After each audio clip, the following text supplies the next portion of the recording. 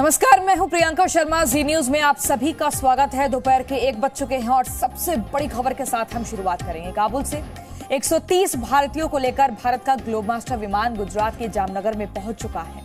अफगानिस्तान में तालिबान के कब्जे के बाद लगातार वहां से भारतीयों को सुरक्षित लाया जा रहा है।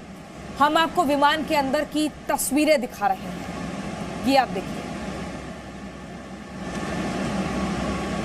130 भारतीयों की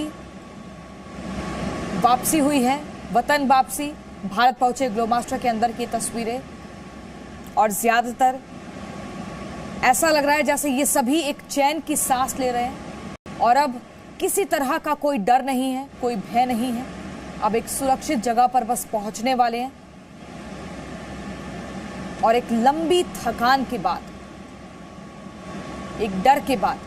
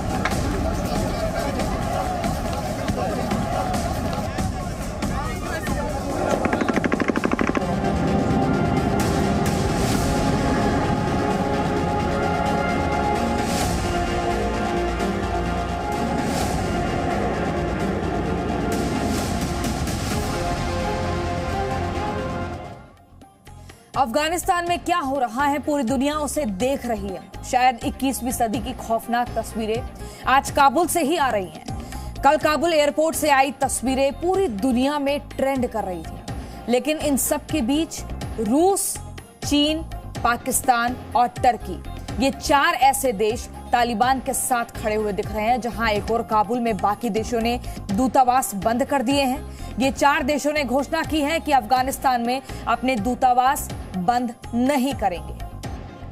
आखिर इसके पीछे वजह क्या है, वो भी आपको बताएंगे। ऐसा क्यों कहा जा रहा है? इन 4 तस्वीरों के बाद अब हम आगे बढ़ते हैं और अब आपको बताते हैं 1996 में तालिबान राज के दौरान इन देशों ने मान्यता दी थी। पाकिस्तान और सऊदी अरब ने, यूएई, ये 3 ऐसे देश थे जिन्होंने मान्यता दी 1996 में जब तालिबान का राज हुआ था। तो क्या अब 2021 में 21वीं सदी में तालिबान 2.0 को ये देश मान्यता देंगे, जिसमें पाकिस्तान का नाम है, चीन है, टर्की और रूस। पहले 3 और अब 4 देश। ऐसा इसलिए कहा जा रहा है क्योंकि अफगानिस्तान के लोगों की हालत देखकर भी ये देश तालिबान के साथ हैं।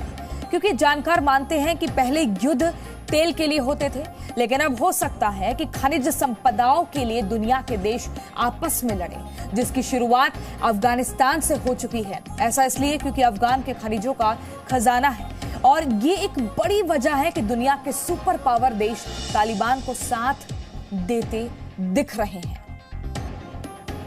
अफगानिस्तान में खनिज का एक बड़ा भंडार है, जहां पर मार्बल, तांबा, सोना, यूरेनियम जैसे खनिज अफगानिस्तान में लिथियम की भरमार। लिथियम की कीमत 75 लाख करोड़ रुपए है। लिथियम से मोबाइल, इलेक्ट्रॉनिक वाहनों की बैटरी बनती है। चीन अपने यहां आने वाले देशों में सिर्फ इलेक्ट्रिक वाहन चलाना चाहता है। चीन इलेक्ट्रिक वाहनों की पूरी दुनिया में सप्लाई करना चाहता है। तो क्या ये वजह है चीन की साथ देने के पीछे? चीन अफगानिस्तान की माइनिंग इंडस्ट्री पर कब्जा चाहता है। अब रूस को तालिबान पसंद है, कैसे? इसके पीछे भी एक वजह है। रूस ने तालिबान को गनी शासन से ज्यादा महफूज बताया। रूस ने कहा तालिबान ने 24 घंटे में काबुल को ज्यादा सुरक्षित रखा है। आज तालिबान और रूस के बीच बातचीत भी होगी। 1989 में रूस ने तालिबान पर नियंत्रण की नाकाम कोशिश की। बाद में रूस ने तालिबान के साथ संबंध बेहतर बनाने शुरू किए।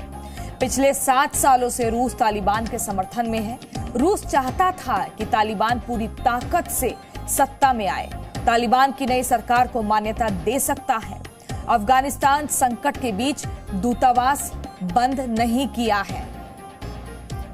जहां एक एक करके बाकी देशों ने अपने हाथ पीछे खींच लिए हैं, दूतावास को बंद कर दिया है, लेकिन ये 4 ऐसे देश हैं जहां पर लगातार एक संबंध दिख रहा है।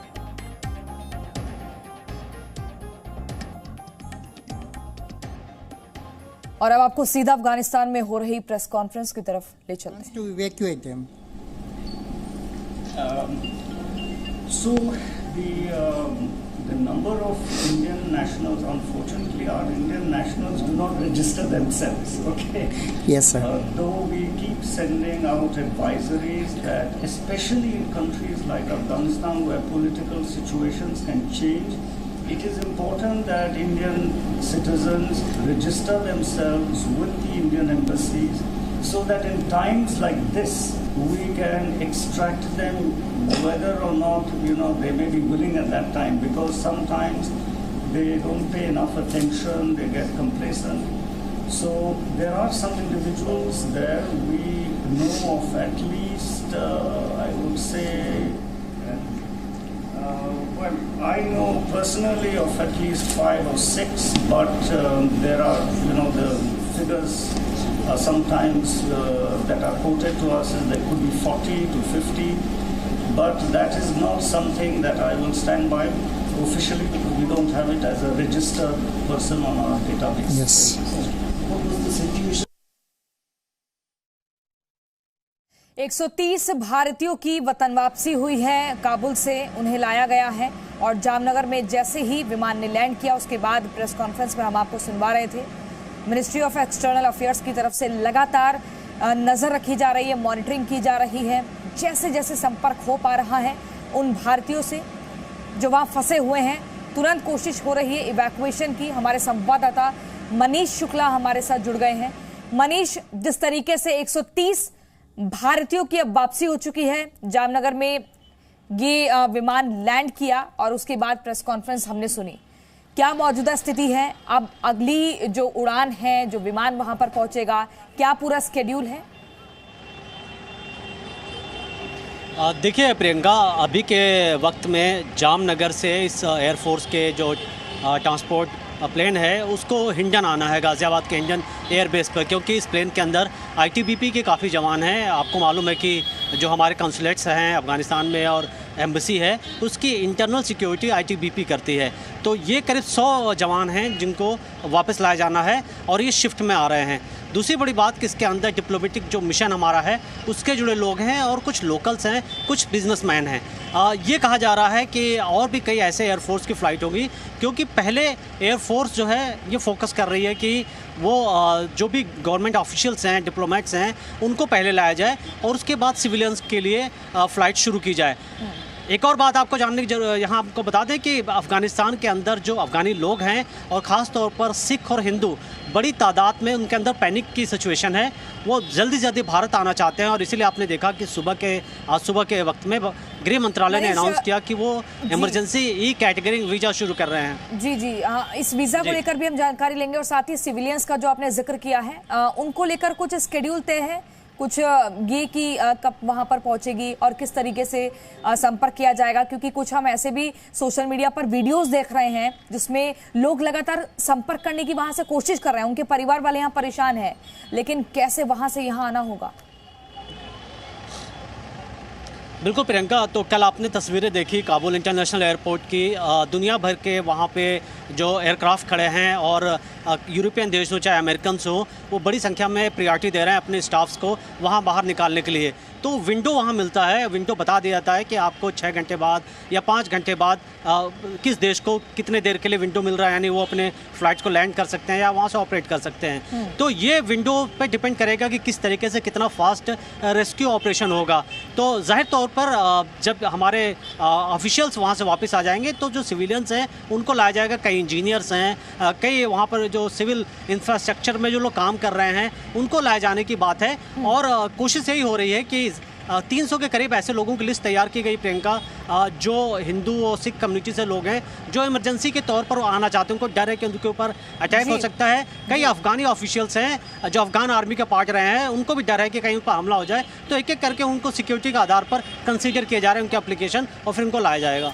ठीक है मनीष, हम बार बार तालिबान के 4 11 का जिक्र कर रहे हैं, उन 4 दोस्तों का, उन 4 देशों का जो अपने दूतावास वहां बंद करने के लिए मना कर चुके हैं और साफ तौर पर वहां दूतावास खुला है और आगे भी दोस्ती के लिए तैयार हैं, जिसमें पाकिस्तान है, चीन है, टर्की है और रूस है। क्या इसके पीछे बड़ी वजह मानी जाए?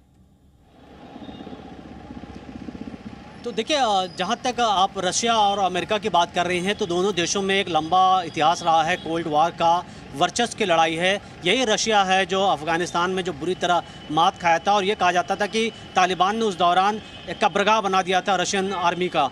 वो तस्वीरें आज भी रशिया भूल नहीं पाया। लेकिन जब अब अमेरिका के साथ ये चीज़ें हुई तो रशिया को एक मौका मिला कि वो बता सके कि देखो अमेरिका की क्या हालत है और अमेरिका की वर्चस्व तोड़ने की लड़ाई है। भारत का जहाँ तक रोल है, सबको मालूम है कि हम यूएस के ज़्यादा क्लोज हैं, और यहाँ पर एक पॉलिटिक्स हो रही है। चाइना, रशिया, टर्की, इनका इन्फ्लुएंस यहाँ पर बनाने की कोशिश हो रही है। दूसरी तरफ आप देखें तो सऊदी अरेबिया या जो गल्फ़ देश हैं, वो बिल्कुल किनारा उन्होंने काटा हुआ है। चाइना की बात की जाए या टर्की की बात की जाए या फिर रशिया की बात की जाए, तो यही वजह है कि तालिबान को एक तरीके से अपनी तरफ मिलाने की कोशिशें जारी हैं। तालिबान में लंबा इन्वेस्टमेंट करने के प्लान है, और सबको ये लग रहा है, ये जो रशियन और चाइनीज़ और पाकिस्तानी हैं, चूँकि पाकिस्तान को साथ में लेना मजबूरी है, पाकिस्तान तालिबान को कंट्रोल करता है, और यही समझ में आ रहा है इन देशों को कि अगर पाकिस्तान और तालिबान राजी हो जाएंगे तो एक बड़ा उनके लिए इन्वेस्टमेंट का मौका होगा। और आप ये मत भूलिए कि चाइना सेपेक भी तालिबान अफ़गानिस्तान के अंदर लेके जाना चाहता है। गल्फ़ देशों से जो तेल का रूट है वो भी वो कनेक्ट करना चाहते हैं, तो उनकी बहुत दिन से प्लानिंग थी वो अमेरिका। लेकिन अमेरिका बात ये समझ रहा था कि उनको निकलना है, उनको साउथ चाइना फोकस करना है। और जैसा कि आपने देखा कि कल बाइडेन का स्टेटमेंट भी था कि हम हमेशा के लिए नहीं थे, हम वहाँ पर नेशनल बिल्डिंग के लिए नहीं थे, हमारा सिर्फ यही था कि हम वहाँ उनके फोर्सेस को तैयार करें और उनकी सरकार को मजबूत करें और वहाँ से निकल जाएं। तो ये सिचुएशन आज नहीं तो कल आनी थी, लेकिन जो तस्वीरें जिस तरीके से आई उसकी उम्मीद किसी ने नहीं की थी। रूस की तरफ से कहा भी गया कि तालिबान राज में सबसे महफूज अब लोग महसूस कर रहे हैं, इसे बेहतर बताया जा रहा है रूस की तरफ से,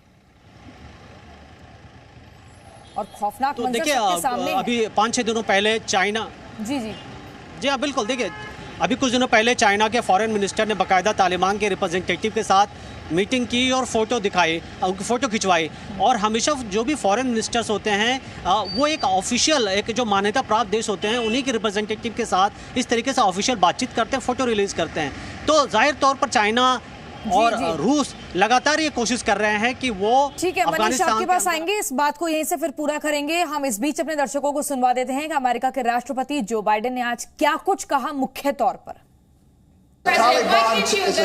Is a Taliban takeover of Afghanistan now inevitable? No, it is not. Because you have the Afghan troops have 300,000 well equipped as any army in the world, and an air force against something like 75,000 Taliban. It is not inevitable. तो हमने आपको सुनवाया कि किस तरह से 8 जुलाई 2021 को Joe Biden ने क्या कुछ कहा था, लेकिन जो मौजूदा स्थिति है अमेरिका की वो अपने पूरी तरह से रुख पर अडिग है। उनका मानना है कि अमेरिकी सैनिकों को वापस लेना ही था और किसी भी देश या राष्ट्र के निर्माण की जिम्मेदारी अमेरिका की नहीं है। जानकार मानते हैं कि अफगानिस्तान में आज जो भी संकट पैदा हुआ है उसके पीछे कहीं ना कहीं अमेरिका का धोखा है, और इसका असर भारत पर भी पड़ सकता है, क्योंकि अफगानिस्तान में भारत का बहुत कुछ दांव पर है। और बड़ी चिंता कश्मीर को लेकर है, क्योंकि तालिबान के कब्जे वाले काबुल से कश्मीर की दूरी सिर्फ 400 किलोमीटर ही है।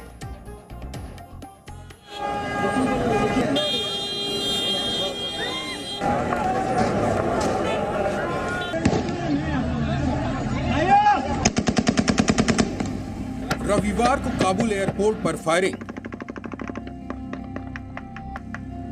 भीड़ को तितर बितर करने के लिए अमेरिकी सैनिकों की तरफ से गोलियां चलाई गई। अमेरिकी सैनिकों की फायरिंग में 5 अफगान नागरिकों की मौत हो गई। टोलो न्यूज के मुताबिक काबुल एयरपोर्ट पर फायरिंग में कुल मिलाकर 10 लोगों ने जान गंवाई। इससे पता चलता है कि काबुल में हालात कितने खतरनाक हो चुके हैं और इसीलिए अफगानिस्तान में तालिबान विरोधी कमांडर्स लामबंद हो गए। पंजशीर प्रांत में तालिबान विरोधियों ने बड़ी बैठक की जिसमें तय हुआ कि वो सरेंडर करने की बजाय तालिबान से लड़ाई लड़ेंगे, जिसका मतलब ये है कि अफगानिस्तान में खून खराबा अब और बढ़ेगा। और यही वजह है कि संयुक्त राष्ट्र सुरक्षा परिषद की बैठक में पहले से ही अफगानिस्तान के हालात पर चिंता जताई गई, जिसमें भारत ने कहा, As a neighbor of Afghanistan, as a friend of people, the current situation prevailing in the country is of great concern to us in India. Afghan men, women and children are living under a constant of fear.